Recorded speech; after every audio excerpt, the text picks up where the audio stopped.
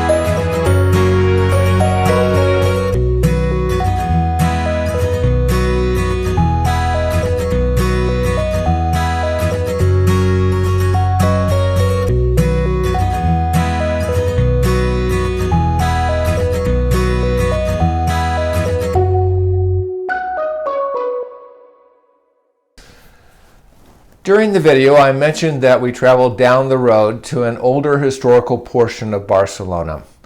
And actually, I will share that adventure in the next vlog. But for this one, we're going to continue with the Park Guell. And the garden offered a wonderful, relaxed view of Antoni Gaudi's work. In the last vlog, I concentrated on two of the main buildings that you will view as you enter the park off the street. These buildings are elaborately decorated with vibrant colored tiles. Now here's this sketch in ink line that I did of those two beautiful buildings, and the architecture is amazing and it's very unique, especially for that time. Now my challenge will be to include the color in this sketch, thereby emphasizing the tiles and that masterful work of Gaudi. So join me in this vlog as I tackle that challenge. So this is the inkline sketch as I have scanned it and put it on my computer screen to work in the software program to add the color. I'm doing this in layers. Each one of these is a different layer of artwork. I've already done a lot of the work, but I'm taking you through the process so you can see what I did to achieve the color I'm happy with. The first thing I did was to include a watercolor with this inkline sketch. and I did that as a separate piece. You can look back at some of my former vlogs and see how I did that. I actually made a black and white transparency, overhead transparency of this work, placed it on my art table or light table, and then did the watercolor so I could see where the ink line was. And this is the effect I came up with. That's been scanned and now is put into this program as a layer. So now that's basically gonna be the main themes of this illustration. You see I have some of the nice purple in there for the lavender that was in the picture. I chose this color for a sky and a background to enhance the colors that are in the foreground on these beautiful buildings. So, with all the colors that are involved in this, I actually did a layer of all the different color swatches I wanted to use to come up with the desired effect. So this is all, and I have them all labeled as far as when I'm going to be working on them. The first one I'm going to be working on is the rock wall of this building.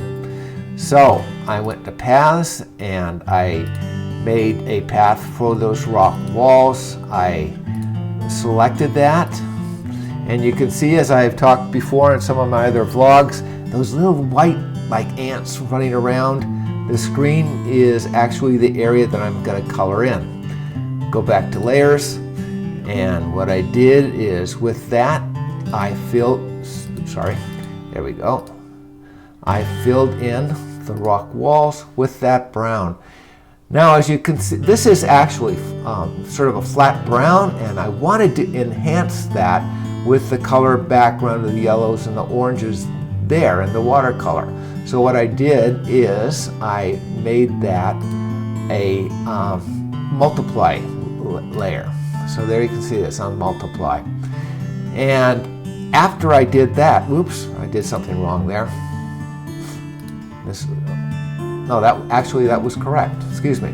Okay, so I made that multiply. And then the next thing I did, as you can see, is this layer here, is I actually created a pointillized image of that using these colors.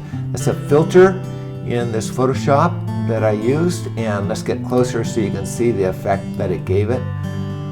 On the wall, it's a little flat right now, so pointillizing it gave it the desired effect. Again, this one is also in multiply mode, but it gave it a little bit more texture and a roughness, which I desired for the wall.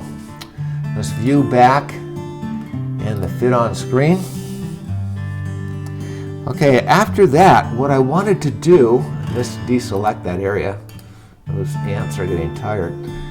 I wanted these roofs are the steeple, the roof. Many of this is a very strong white. So the next thing I did was to make sure that that was all white. So I have a layer here for that. Let me find it here. We were at 4, so I'm looking for 5. Let me close this up. There we go, right above it. Okay. So again, I made a selection in the path tool for that. You can see if I turn it on,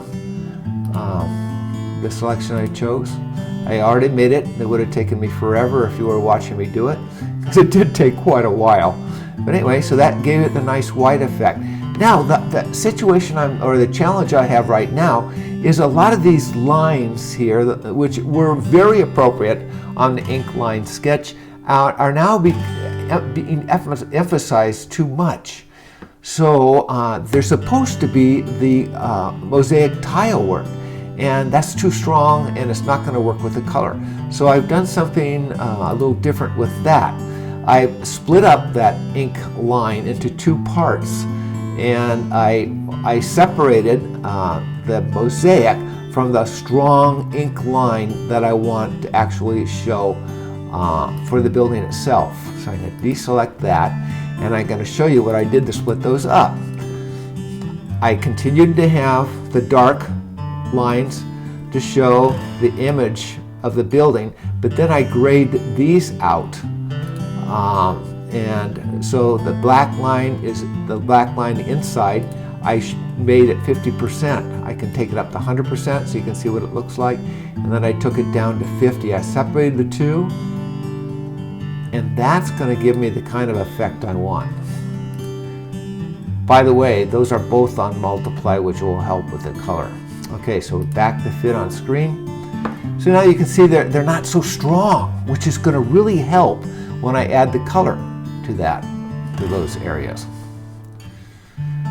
Okay, so we're going to leave that on, and we're going to leave that original off because we don't need it anymore. It's already been separated into two pieces, as you can see here, the two different layers are part of that folder. Now, the next thing I'm going to do is I'm going to put the color into these tiles. And that is going to take a long time because the terracotta top is for here and here. And then all these include beautiful colors. And in fact, the steeple here includes that blue. So what I did in that case, I'm just going to make another layer here. Let me get down to mosaic tiles right there and start something right above it. New layer, so you can see what I did. And I'm going to just go right. First of all, I'm going to choose that color so I don't lose it. There's a dropper tool. I just chose that color there. And then what I did, let me get real close, the magnifying tool, and I'm on a layer there, and I just colored in those areas with the pencil tool because I didn't want a shaded edge. Let's make it a little bit bigger.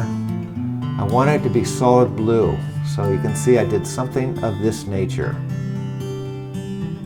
for the whole thing. And then when it came to this part of the mosaics, this view back, I used these colors, and see they're all sort of a pale, slight, very light pale color. I chose a yellow there. Let's just go in. Then I did all this on one layer. There's a layer. This is what I'm going to show you in just a bit, the finished piece. But then I colored all these in with the different colors appropriate to the piece. Fit on screen. Okay, so that's what I did. That's just a sample. We're going to turn that off, and we're going to turn on the color mosaic. So that is all the coloring I did. I did all that blue for the steeple, a little there. By the way, that's wrought iron, all ironwork.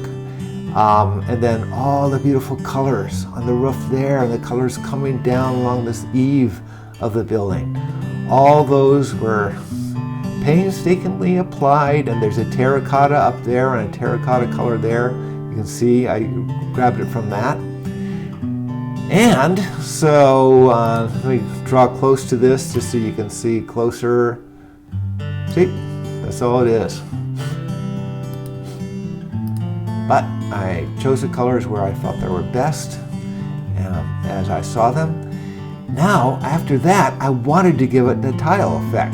So again, I used the pointillized tool. So let's open this up. This is a color mosaic tiles as it was. Why don't I go forward again to give you an idea of what the effect is. Oh, before I do that, I want to show you what you fit on screen. Okay, so what I did is, you see these two here? Those are the front value and the back value that I used down here when I did the pixelate pointillize. I tell you what I'll do. I'll go back to this and show you the effect before I show you there. Okay, we have the blue up there. Why don't I go up to there oops, now I go back again. I want to pick these two colors so I can show you what I did. Okay, let's start off with this one here, and I'm gonna make it white. Go over here, I'm gonna make that light tan. So we got the white and tan. Okay, now let's go up to this.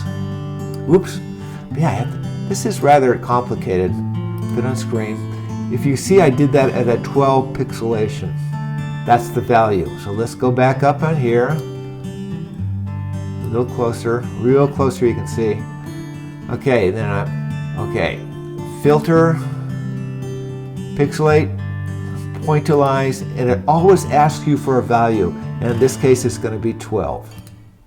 See, that's the effect. I wanted that sort of white and coloration in there. White with different colors of values of blue. It gives it some life. Okay, so that's the type of thing I did. So the first thing I want to show you again is what the color looks like as a flat color, and this is what it looks like as a mosaic, as that pattern color. It gives it that sort of vibrant mosaic feeling to it, both there and on the other building. And of course, all these around here were also colored mosaics around the windows. Really beautiful.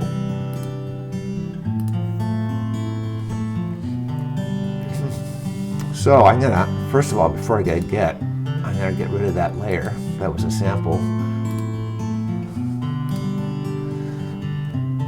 Okay, now the next thing I want to do is I want to fill in some shading in the windows and on this building. So again, I created a,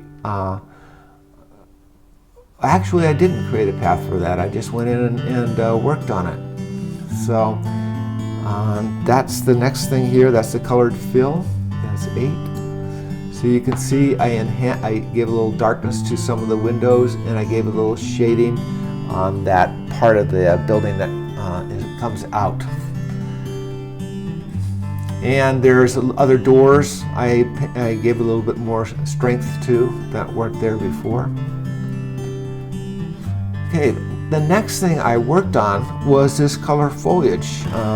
Obviously it's green, so I use these two colors to give that foliage in there, some color.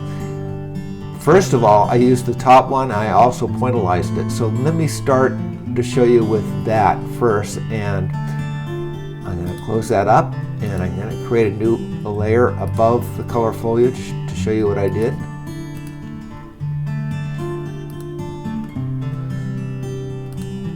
And I did have garden foliage there. I had a path for that. You can see it's rough all the way around there. That's where I'm adding the color. Make selection, 1 pixel feathered, and I'm going to fill it with that green. So I'm going up with the dropper, picking the green, fill, foreground color. There we go. Now that looks flat, obviously, and I don't want it to be flat.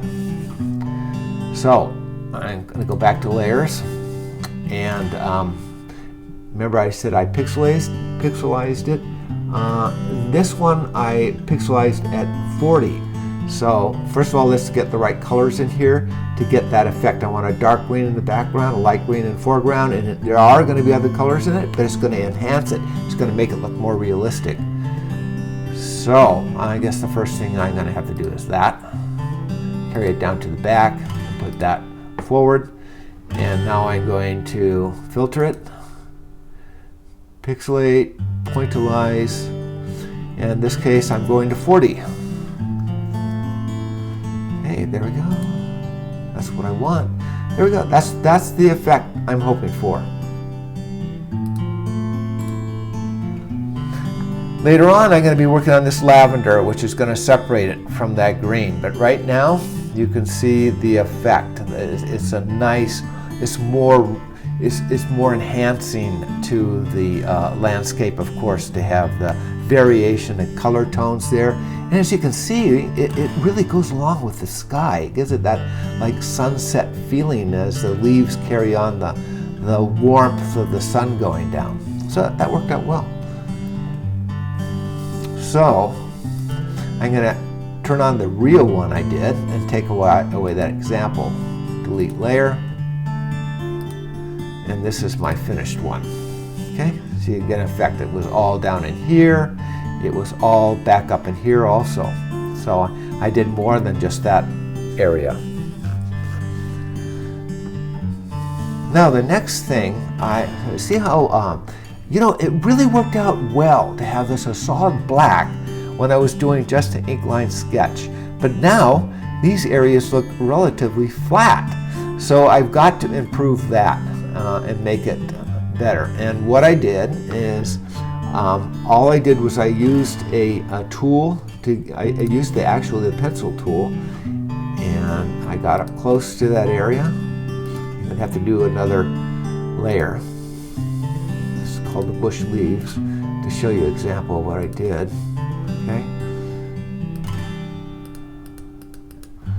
And as you can see, I have a nice sort of a leafy effect here, and I'm going to create that. You know, and at this point, it doesn't matter what color you use, because it's the final effect that's the most important once I use the filters. But all I did is I just go along with the pencil tool, and I add a little leaf effect, and then after I did that, I pixelated and pointillized it. So in the end result, let me get rid of that. Yes, I'm going to get rid of that, and I'll show you what the end result. See, that's it. I just, again, pixelated and pointillized it, and it gave it a more three-dimensional, colorful effect rather than being just flat black. You fit on screen. So now I got the foliage going pretty good, and the next thing I want to do is I want to work on some of the gray oaks. We have some oaks right here, and obviously the white background here is not appropriate for the oak, and the yellow is a little bit too strong in that area there. So I had to create a layer for the oaks, which is right here. And all I did in this case, first I'll show you an example, is I got a good gray that I felt comfortable with, somewhere in here. And I went into it, again with the pencil tool. Oops, wrong way. And I just drew in a little gray to give it what it needed. Now I wasn't extremely careful. I wanted it again to be a little bit sketchy and rough. It's a piece of artwork. It's not an industrial illustration.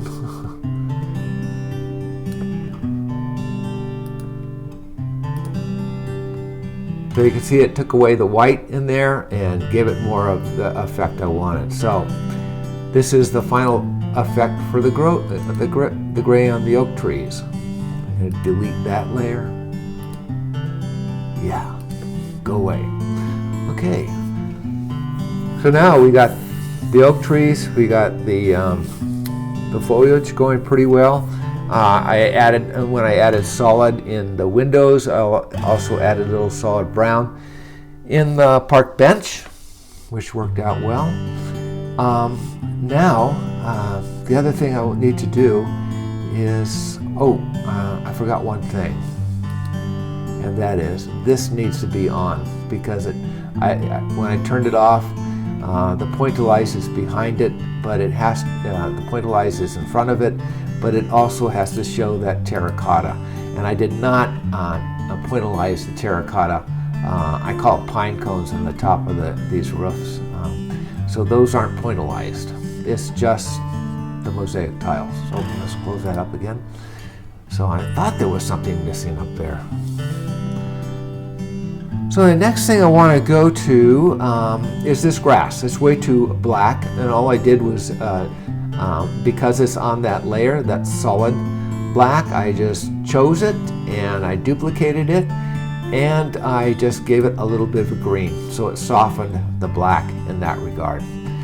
And after that, what I want to do is I want to give these flowers that beautiful purple color. So in that case, again, what I did is I went to the original ink line, and this is an example of it, and I just used the lasso tool, and I went around the flowers to choose those. I'm doing a real sloppy job right now. like that. I put them on that tool and gave it a little play with the keyboard and up and down arrow, so I was choosing those. I selected them, created a new layer, and painted it purple. So I messed that up a little bit. Let's go back.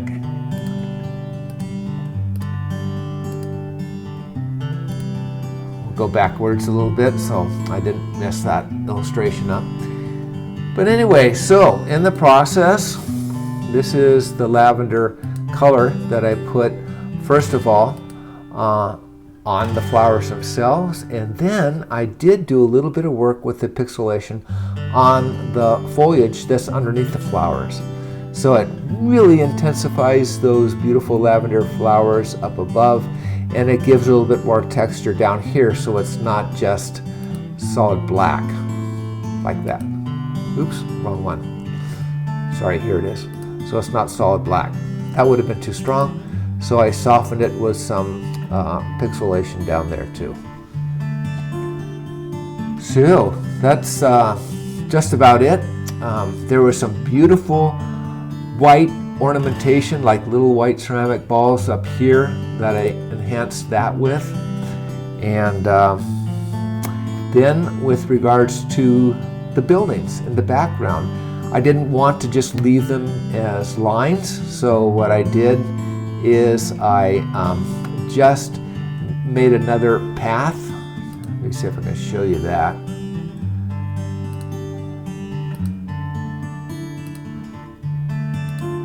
So there's the path I used, and then I used the airbrush tool with just a little tan. And excuse me, it's not an airbrush tool. I use I call it that because that's sort of what I used to use it as. I used this tool and I raised it up way high, the paintbrush tool. And let me go on oops, we're down here. And I just sprayed it a little bit with a tint. I'll do a little bit more right now just so you can get the idea, like that. Gave it a little tint. That's too much. But that gave it that little bit of a feeling of buildings in the background without bringing them up too close and causing a conflict with the illustration itself. So there we go. That's pretty much it. I may do a little bit more work, but you can see how I added color to these beautiful designed buildings of Gaudi.